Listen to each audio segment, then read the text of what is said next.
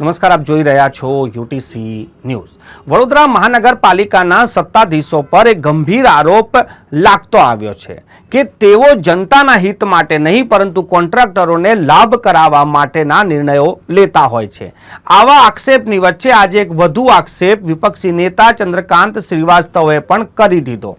આજવાથી વડોદરા સુધી જે પાણીની નળિકા નાખવાનો જે કોન્ટ્રાક્ટ આપવામાં આવ્યો છે તે કોન્ટ્રાક્ટરને વધુ 6 મહિનાની મુદત આપવામાં આવી છે। તેના પર 1 કરોડનો દંડ કરવામાં આવ્યો છે। પરંતુ ચંદ્રકાંત શ્રીવાસ્તવ જે વિપક્ષના નેતા છે તેમનું સ્પષ્ટ કહેવું છે કે આવી સત્તા મ્યુનિસિપલ કમિશનર પાસે ના હોય, જે તેમને સ્ટેન્ડિંગમાં મોકલીને એમને 6 મહિનાનો વધારાનો સમય આપ્યો છે। આ નિયમ વિરુદ્ધનું કામ છે।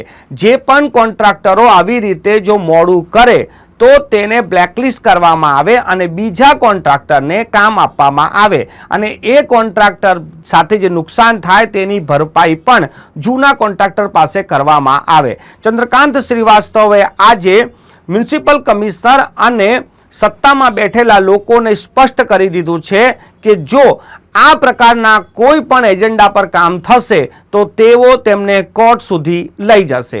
વિપક્ષના નેતા ઘણી વખત મ્યુનિસિપલ કમિશનરને પત્ર લખીને પોતાનો વિરોધ નોંધાવતા હોય છે, પરંતુ આજે ચંદ્રકાંત શ્રીવાસ્તવે ખાલી વિરોધ નથી નોંધાયો પરંતુ સ્પષ્ટ ચીમકી આપી દીધી છે કે આ પ્રકારે કાયદાથી ઉપર જઈને જો કોઈ પણ કામ લાવવામાં આવશે તો તેઓ આના લઈને કોર્ટમાં પણ જશે અને આ પ્રકારની જે કામગીરી સત્તામાં બેઠેલા સત્તાધીશો કરી રહ્યા છે તો તેમની સામે તેઓ સીએમ પીએમ સુધી પણ પત્ર લખીને ફરિયાદ કરશે। ચંદ્રકાંત શ્રીવાસ્તવે સ્પષ્ટ કર્યું છે કે વડોદરા શહેરમાં જે કોર્પોરેશન છે તે જનતાના હિત માટે નિર્ણય નથી લેતી, માત્ર ને માત્ર તે જે કોન્ટ્રાક્ટરો છે તેમને કઈ રીતે લાભ થાય એ જ દિશામાં કામ કરે છે। ભૂતકાળમાં પણ કોર્પોરેશનમાં સત્તામાં બેઠેલા લોકો પર આ જ પ્રકારના ગંભીર આરોપ થાય છે। જ્યારે પણ વડોદરા શહેરમાં ફ્લાયઓવરની વાત હોય કે પછી રોડ રસ્તાની વાત હોય, કોન્ટ્રાક્ટરો રિંગ બનાવીને જે રીતે ટેન્ડર ભરી રહ્યા છે, ટેન્ડરની રકમ જોઈને જ સ્પષ્ટ લાગે છે કે આ કોન્ટ્રાક્ટરો રિંગ બનાવીને કામ કરી રહ્યા છે, પરંતુ મ્યુનિસિપલ કમિશનર પાસે કોઈ પણ એવી વસ્તુ નથી કે આ લોકોને રોકી શકાય। જનતાના ટેક્સના નાણાં કોન્ટ્રાક્ટરોની પાછળ જે રીતે વેડફાઈ રહ્યા છે અને જોઈએ તેવું કામ સમય પર પણ મળી નથી રહ્યું, આ સૌ કોઈ જાણે છે।